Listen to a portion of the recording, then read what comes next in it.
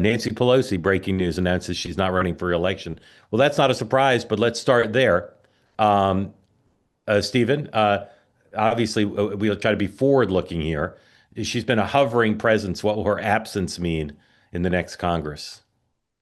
Well, it'll be significant because we know, as you said, she's been a hovering presence even despite stepping out of her leadership role. She's still very much a leader in the party, someone who exerts a lot of influence. So this is a big deal. I think we saw the tea leaves for a while that she was likely to not run for re-election, and there's some pretty serious people who've lined up to run in that district. Yeah, for a long time, people thought her daughter was going to replace her, but I think now she's got another candidate, right? I vaguely remember she's got like Yeah. I some assume that means she full Alexander didn't supervisor. want to run, right? Is But that it's not Alexandra; it's a it's the different. Christine, right? Yeah, Yeah. yeah. I assume I had lost sort of lost the thread up, but I remember reading she's got some other candidate. But Sean, again, just be a little forward looking, but obviously we should pay a bit of homage. Incredible figure. Is this Republicans rejoice that she'll be absent because she's been such a master strategist and the press loves her so much? I mean, it's a combination. Look, I think when she was speaker, legit.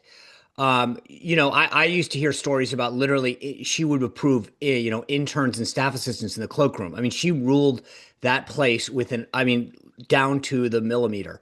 Um, so from that standpoint, I think she leaves a vacuum because Hakeem Jeffries, it sounds like, really still takes his cues from her. So one, it opens up a leadership vacuum because I think even people who might not like Hakeem, and I'll defer to Steven on this, but I think realize that she's still there. And it's like, mommy's still home. We're not going to screw with this guy, right? So one, it opens up a vacuum here. Two, on the Republican side, I have in my, as you've seen, Mark, I'm a bit of a political hoarder.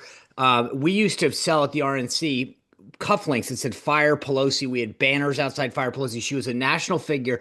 We literally raised boatloads of cash on her. And so I think there's a little bit of a void on that side, which is why you're going to see a big pivot to Mamdani. The Yeah. Republicans need a boogeyman, and it's like she's gone officially, and now it's one thing. Even when she was still sticking around, you could use her. Now she'll be gone. I Yeah. think it'll switch to Mamdani. I wonder, last word on this, then I'll run through the day book. I wonder how much time she'll spend fundraising this cycle because she's an epic fundraiser and she could make a huge difference raising money for Democrats and But this is the campaigning for test, right? Democrats. Because she's always been there. So when you give money, and this is the one thing, I mean, a total lesson learned from Virginia. These guys spent 3 years in office, and I don't know how they didn't realize there was an election on the calendar. But Pelosi's always been effective because I think they knew she was there. The question is, does the left still want to give to her, knowing that she's not going to be there to Yeah. have them She'll, reap the reward? she'll have to do it on nostalgia. They say that something that's easy is like a walk in the park. Well, easier than a walk in the park, hit the subscribe button, be part of the two-way community, never miss an episode, be part of our conversations. Thank you for your service to America. And don't forget, you can now listen to the morning meeting and Two Way Tonight on Apple, Spotify, or wherever you get your podcasts.